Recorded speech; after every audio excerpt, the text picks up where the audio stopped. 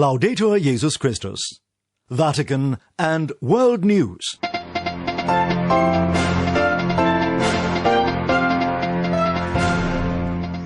In the headlines this Sunday, January the 3rd, at least 70 civilians are brutally killed in Niger by suspected Islamist militants. Russian authorities roll out a massive anti-COVID vaccination campaign. And Pope Francis expresses his good wishes for the new year, inviting us all to commit to caring for our neighbour and for our common home. In the Vatican, I'm Linda Bordoni. At least 70 civilians have been killed in the West African nation of Niger by suspected militants over the weekend. As Nathan Morley reports, the attacks took place near the restive border zone with Mali. Although Niger's government was not immediately available to comment on the atrocity, a police source said around 49 villagers were killed and many others injured in the village of Hombangu. The attack on Saturday began with two fighters arriving in the village by motorcycle. Then a band of young people gathered to form a vigilante group and killed the jihadists with machetes. The region sits on the borders of Niger, Mali and Burkina Faso, where over 4,000 people have died from terrorist violence over the last 12 months. These killings occurred as election officials announced results for the first round of the country's presidential vote.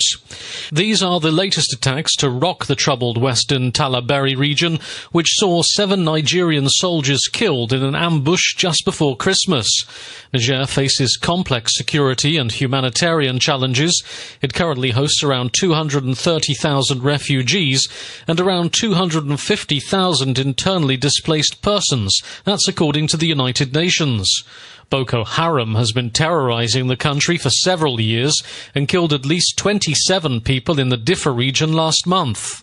Intercommunal violence resulting from the latest attack is not being ruled out, given the lack of any presence of security forces there, although authorities said they would be working to stop any further violence sparked by the attacks, according to the Interior Minister. Just last week, the spokesman of the UN Secretary-General, Antonio Guterres, commended the government and people of the West African nation for working to ensure timely elections despite significant security and humanitarian challenges. Mr. Guterres also called on stakeholders to ensure that the elections were held in a safe, peaceful, inclusive manner.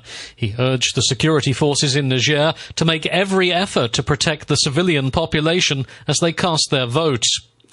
For Vatican News, this is Nathan Morley reporting. Meanwhile, French authorities announced that 2 French soldiers were killed on Saturday in Mali, where an explosive device hit their armoured vehicle. Their deaths come 5 days after 3 others died in similar circumstances. The soldiers were of an operation aimed at fighting Islamist extremists in Africa's Sahel region. Expressing sorrow for the deaths, French President Emmanuel Macron reaffirmed France's determination in its fight against terrorism. France has more than 5,000 troops deployed in West Africa to help fight extremist groups as part of Operation Barkhane. Islamist extremist rebels were forced from power in northern Mali after a 2013 French-led military operation. The rebels regrouped in the desert and now launch frequent attacks on the Malian army and its allies. These deaths today bring to 50 the number of French soldiers killed in the Sahel region since 2013. Russia says more than 800,000 people have been vaccinated with its new jab against the new coronavirus. More than 1.5 million vaccine doses have been dispatched across the country as the nation increases its vaccination drive over the New Year period. But as regional correspondent Stefan Boss reports, the Sputnik V vaccine faces controversy. Russia is speeding up rolling out its Sputnik V vaccine. There isn't much time as the nation has now the world's 4th highest number of COVID-19 cases. Russian President Vladimir Putin, who pushed for the vaccine drive, acknowledged many Russians suffering in a New Year's message. But he urged his nation to believe in a brighter 2021. As part of Putin-backed policies, health workers in Moscow are rushing to vaccinate senior citizens over 60 years old. The Russian Ministry of Health says that the Sputnik V vaccine has successfully passed clinical trials and proven its effectiveness and safety for people over 60. But not everyone is convinced, and developers were criticized for the speed and perceived lack of transparency. However, Russia's sovereign wealth fund, RDIF, which finances the vaccine, strongly denies these accusations, and RDIF's chief executive officer, Kirill Dmitriev, is convinced more people will start to trust the Sputnik V vaccine than is currently the case. We believe that as people see empirical evidence that their neighbors have good immunity, the numbers will increase. But again, lots of people want to get vaccinated in Russia, and there is just very negative narratives that some of the Western media are trying to portray about Russian vaccination, Russian vaccine, that is just done for geopolitical reasons, frankly, is highly unethical. The company says more than 50 countries have made requests for more than 1.2 billion doses of Sputnik V. Russia even sent 300,000 doses of the vaccine to Argentina last week, causing frustration at home. Some people argue that more shots should be made available at home first.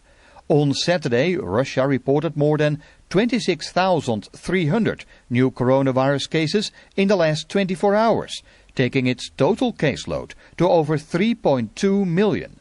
For Vatican News, I am Stefan Bos, reporting.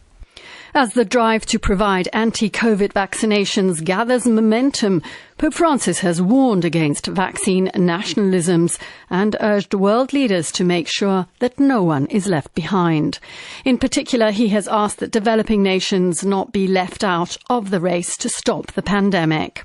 Christine Allen, director of CAFOD, the official aid agency for the Catholic Church in England and Wales, told Vatican Radio that political will is crucial in the fight against COVID-19.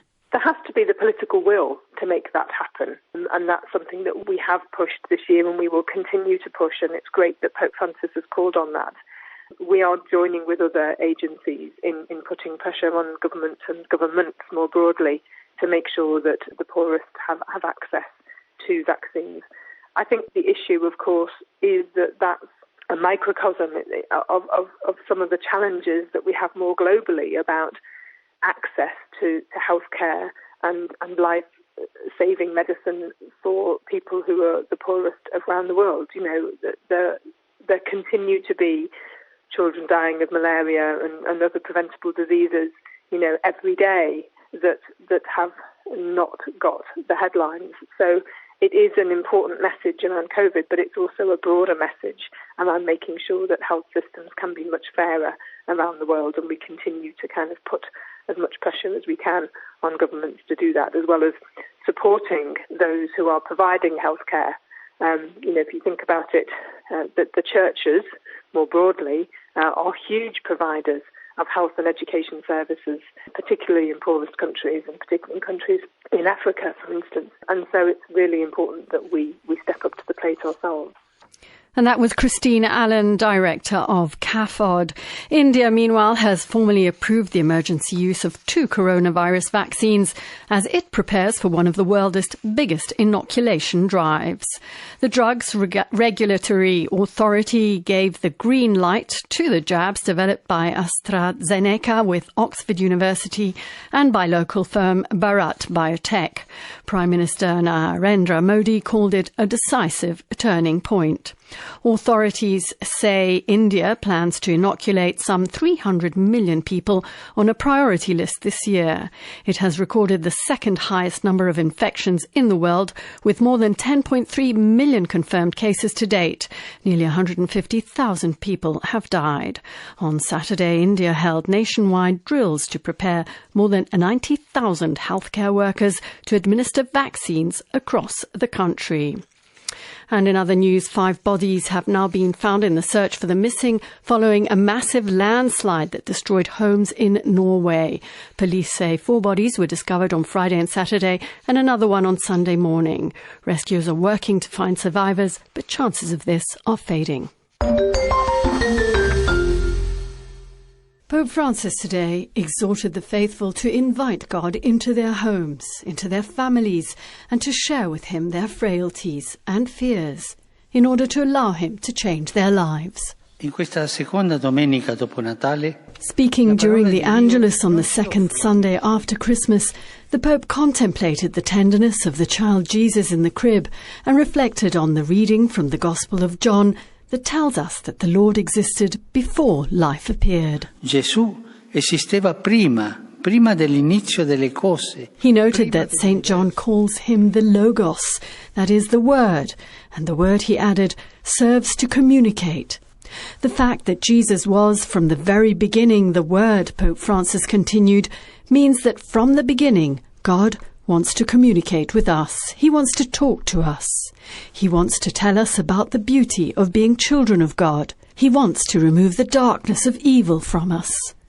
And as today's Gospel tells us, Pope Francis continued, Jesus went beyond words and indeed became flesh and dwelt amongst us. La parola si fece carne e venne ad abitare in mezzo a noi. And he said, the fact that St. John chose the word flesh and not simply he became man indicates his being with us in our human condition, in all its weakness and fragilities. He tells us that God became fragile so he could touch our fragility up close.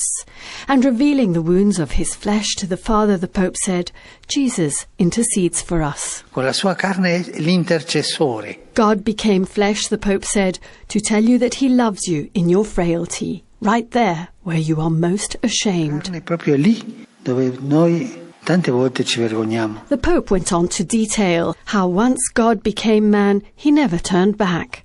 He did not put our humanity on like a garment that can be put on and taken off. He never again detached himself from our flesh, he said, and he will never be separated from it. Pope Francis concluded, exhorting the faithful to open their hearts to him, to share their desires and fears, hopes and sorrows, people and situations. Fermiamoci in silenzio davanti al presepe a gustare. Let us pause in silence before the crib to savour the tenderness of God who became near, who became flesh. And without fear, let us invite him amongst us. He will come, he said, and life will change. Verrà e la vita cambierà. And following the Angelus prayer, Pope Francis renewed his good wishes for the year that has just begun to all. We do not know what 2021 will bring, he said, but what each of us and all of us together can do is to commit to taking care of each other and of creation, our common home. And he urged everyone to show consideration for the other, also by living according to rules and regulations that have been drawn up to curb the pandemic.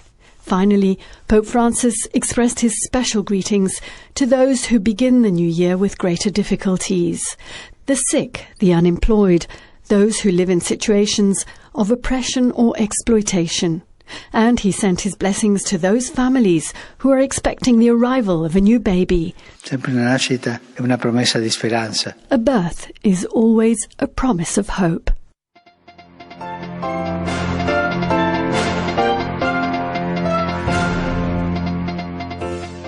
And that brings us to the end of this edition of Vatican and World News. You can also follow us on our web portal at www.vaticannews.va. You can like our Facebook page and follow us on Twitter. My thanks go to Patrizio Ciprari in studio. In the Vatican, I'm Linda Bordoni. Bye-bye.